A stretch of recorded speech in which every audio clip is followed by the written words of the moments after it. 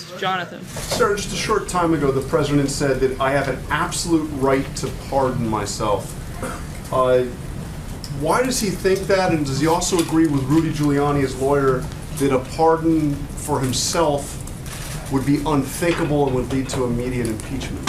Thankfully, the president hasn't done anything wrong and wouldn't have any need for a pardon. But does he absolutely rule out doing that? I mean, does he rule out ever issuing a pardon for himself? Once again, thankfully, the president hasn't done anything wrong and therefore wouldn't need one. Steve? How does the president respond to this criticism from Republicans about his tariffs against the EU, Canada, and Mexico? How do you reassure these senators and various people who are complaining about this? Imposing the 232 tariffs protect the steel and aluminum industries because they're very critical to our national security. And for months, the United States has had discussions with Canada, Mexico, and the EU to find an alternative. Without an alternative solution, tariffs are the only measures appropriate to safeguard the country. We have strong relations with Mexico, Canada, and the EU, and will continue, and those will continue even though the tariffs are there. Ken? Sarah, what was the contents of Kim Jong-un's letter to the president that he received last week? And what did the president take away from that? Is he more encouraged based on receiving that letter? I'm not going to get into the specifics of the letter, but as the president said, they were interesting, and we feel like things are continuing to move forward, and good progress has been made, and we're continuing to prepare for the President's Summit. I can tell you the president has been receiving daily briefings on North Korea from his national security team, and I can also tell you the schedule for tentatively for that first meeting will be on June 12th at 9 a.m. Singapore time and take place June 11th, 9 p.m. East Coast time. There's a separate report that Vladimir Putin has reached out to Kim Jong-un and wants to meet with him. Is that a meeting that the president think would be constructive to this process? Does the president support Vladimir Putin meeting with Kim Jong-un as well? Our focus is on the president's meeting with Kim Jong-un, and the president will make his views known directly to him when we're in Singapore, and our focus will continue to be on denuclearization. Mara? Sarah, why the president tweeted that the special counsel law was totally unconstitutional. If that's the case, why is he allowing his own Justice Department to abide by it? Look, scholars have raised a number of questions about the legality of the special counsel process. The president's made his views about the special counsel very clear, and the president knows that the special counsel isn't needed because, once again, he hasn't done anything wrong.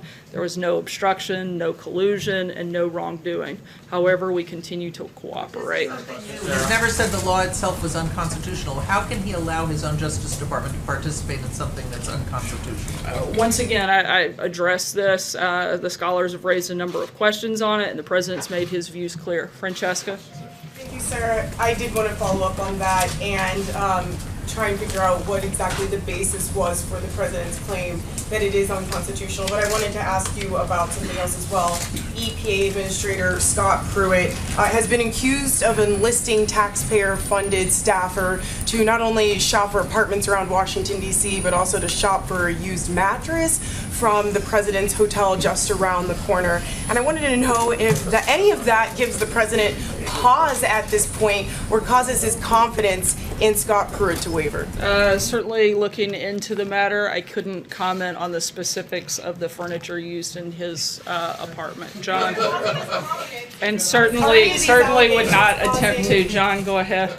Dwell on that for a second and let it sink in. I'd prefer not to, but go ahead. You said that significant progress is being made in the diplomatic talks in the DMZ between U.S. and North Korean officials. The big question here is denuclearization. The president would like it to happen all at once. He said that before, but that it could also be a phased-in process. I know that the meeting has yet to take place, but certainly they're trying to iron out some details here. Does it look like it will be in all at once, or is the phase-in more likely? Look, I'm not going to go ahead and predict a meeting that hasn't even taken place yet, and I can't get into the ongoing diplomatic talks, but I can tell you that they've been positive, and we're looking forward to the meeting in Singapore. Stephen? No matter what you call it, is maximum pressure still the policy of the United States toward North Korea? Our policy hasn't changed, and as the president stated, we have sanctions on. They're very powerful, and we would not take those sanctions off unless North Korea denuclearized. Peter? So let me ask you if I can. Does the president believe that he is above the law? Certainly not. The president hasn't done anything wrong. The question isn't if he's done anything wrong. I guess the question is, does the president believe the framers envisioned a system where the president couldn't pardon himself, where the president could be above the law? Certainly, the Constitution very clearly lays out the law, and once again, the president hasn't done anything wrong, and we feel very comfortable in that front. I know, but you just a moment ago said it's not that clear. So I guess simply put, does the president believe he is above the law? Certainly, no one is above the law. Vivian, go If I ahead. can't follow, just because I haven't Sorry, been here now a while. I'm going to keep going right I just here. want to ask you, this is an Sorry, important Peter, one, we're because gonna it's keep about, moving. Go I'll just ahead. keep asking if I can. Peter, The president, no, you can't actually. well, Go actually, I'm ahead. going to, Sarah. I think this is important. I haven't had I'm a going chance to to ask this continue to question. move on. Sarah, Sarah, thanks. Right here in the All middle. right, thanks. That's the question. Go ahead. Sarah, what's the status of the tariffs on China? Does the administration still plan to move ahead with the June 15th deadline, as they stated? President Trump is taking steps to continue to reform the dysfunctional trade system that currently harms American workers and businesses, and the president is taking steps to protect U.S. technology and intellectual property from China's discriminatory and burdensome trade practices. We're going to continue in those negotiations. As you know, I put out a statement earlier this morning that those conversations continue. Brian, we're going to keep moving. Go ahead, Brian. Two quick questions. One, I've asked this before, is there any chance we could ever see the president come out here and take some questions from us in this briefing room? And secondly, has anyone in this administration ever asked the president, last week you had on your agenda, you had an agenda where you had lower jobs coming out, lower unemployment coming out, and you also had the Second Chance Act, I think it was. And instead of those, we had to respond to presidential tweets. Has anybody ever in this administration asked him to back away from Twitter just for a day? On the first question, certainly you guys would be the first to know if the president comes out here, but thankfully he does address the press in a number of ways and in a number of venues, and we'll see if it happens here, and we'll certainly let you know. In terms of Twitter, the president uses Twitter to communicate directly to the American people. Frankly, you have the ability to choose what you want to write about, and you guys choose to write about things that the American people don't care about day in and day out, and that's a decision that you make, and frankly, I think it's the wrong one. Jordan, go ahead. We don't have the opportunity to ask him a question about that, though, Sarah. Can we at least get an opportunity to ask him a question Jordan, about go what ahead. he tweets? Thanks, Sarah. I want to ask you about the lawyer's letter to the special counsel. You said last August that the president did not dictate the statement about the Trump Tower meeting during the campaign, but the lawyers wrote to the special counsel that the president did dictate that statement. What's the reason for that discrepancy? Like you said, this is from a letter from the outside counsel, and I direct you to them to answer that question. Deborah. Wrong information. Once again, you're referencing a letter that came directly from outside counsel, and I would refer you to them to answer that question. Deborah? After Kim Kardashian's visit, thanks, Sarah, is President Trump considering a commutation for Alice Johnson, who already has served 21 years of a life without parole sentence? The president's considering a number of different pardons and commutations, and when we have an announcement on that, we'll certainly let you guys know. John? Thanks a lot, Sarah. Since Robert Mueller was named the special counsel over a year ago, the president's team, his legal team, the Justice Department has never challenged the constitutionality of the special counsel. And yet the president today is doing just that. Why hasn't either the Justice Department or the president's legal team challenged the constitutionality? They have the right to do so in federal court, and yet they haven't done so. Again, scholars have raised a number of questions about the legality. But specifically, those two entities have not done it. The president's own lawyers have not done it, Sarah, and they can do so. You would have to ask them. I'm not here to speak on behalf of the outside counsel. What about the Justice Department? Can you speak on behalf of the Justice I would Department? refer you to the Justice Department. They have a pretty large comms team. They'd be happy to answer those questions. Steve? Sarah, I'm wondering if the White House stands by the comments that were made by the U.S. ambassador to Germany, who said that he was backing anti-establishment conservatives to take power in Europe. Seems like a very unusual thing for a U.S. diplomat to say towards friendly countries. I don't have any updates on that front at this point. Blake? Let me ask you, turn your attention back to trade for the farmers out there who care less about the politics, who have to run a business every day. There was a farmer in Iowa who told one of our crews out there this morning, he said, it's hard to know which way to jump right now. As in, they don't know what decisions they should make for their businesses because of what is playing out here in Washington, here in China, NAFTA negotiations as well. What would you tell those folks out there who are trying to run these businesses, who are trying to make a decision on which way to jump right now? Certainly, the president is trying to do everything he can to protect American farmers, American businesses, and he is negotiating with a number of countries, but also the president wants to make sure that we're ending unfair trade practices. The president has said that he wants to help protect farmers, and we're looking at a number of different ways to do that, and we're going to continue that throughout this process. Peter?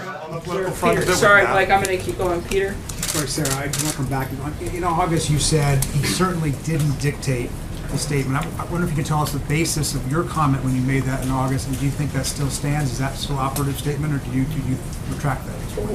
Once again, this is a reference back to a letter from the outside counsel.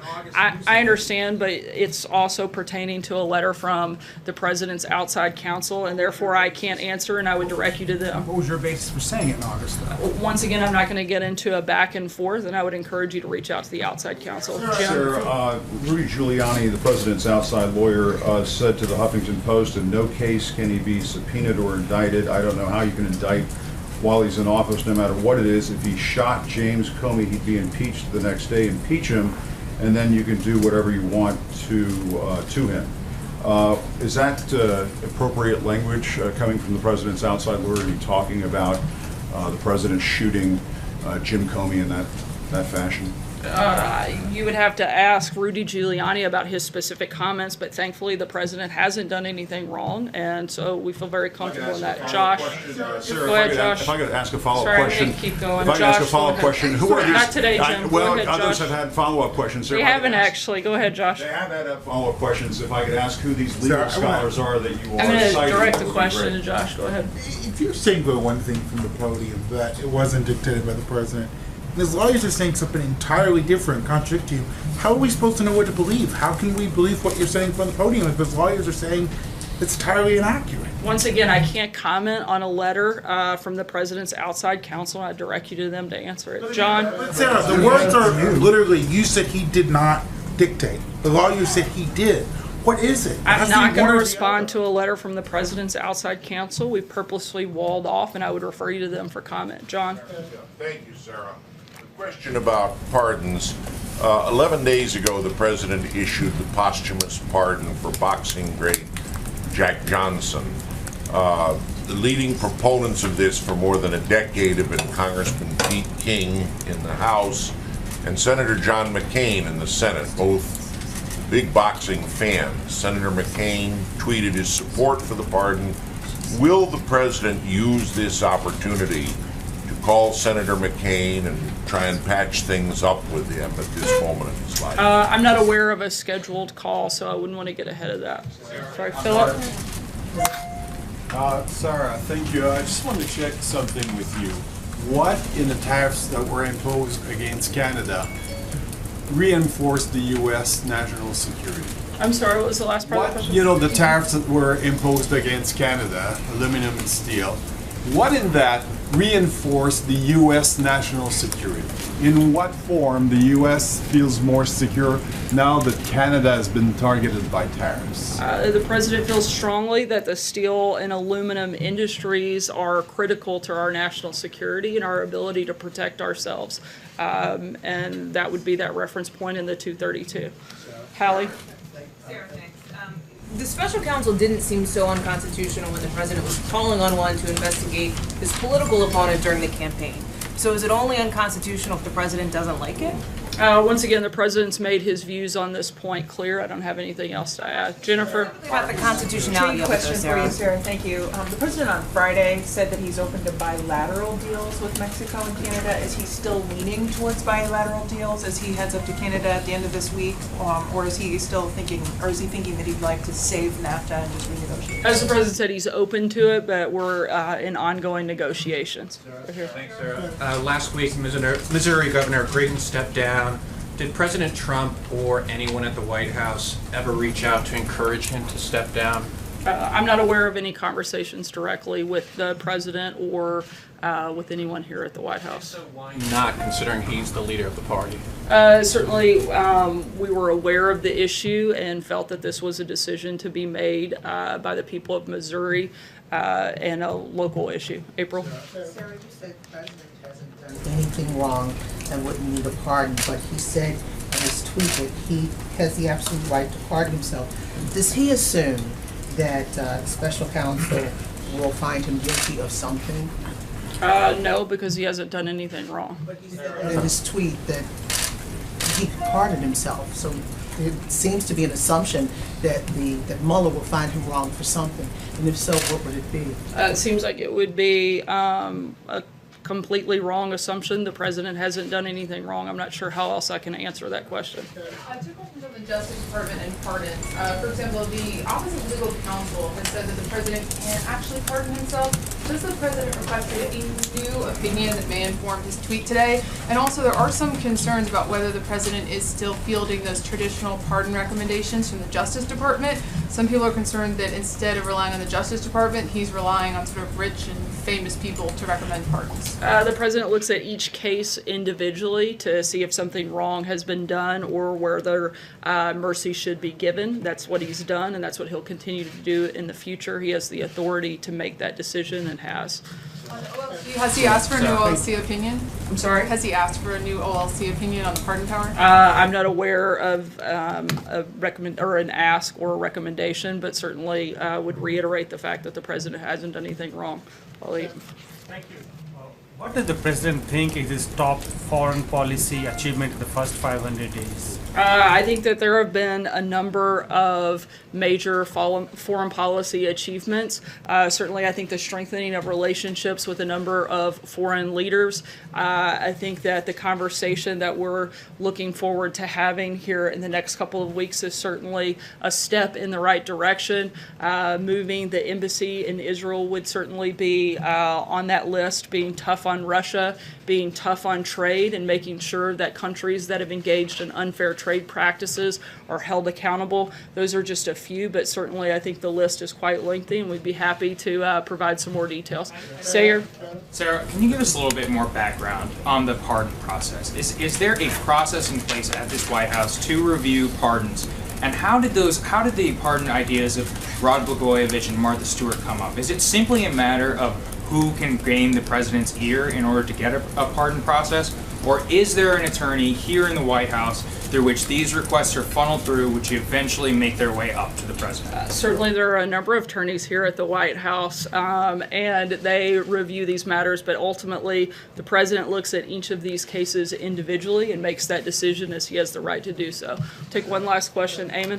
Thank you, Sarah. I wanted to ask you about the president's call today with Theresa May, the Prime Minister of Great Britain, who said that the president's tariffs on the EU were, quote, unjustified and deeply disappointing, according to the British readout of their phone call today. That's what she said to the president. How did the president respond to that? The president feels very confident in his decision and will continue to make sure that the unfair trade practices that have gone on for decades do not continue, and that he's protecting the interest of American workers and American businesses. Thanks, guys. We'll see you tomorrow.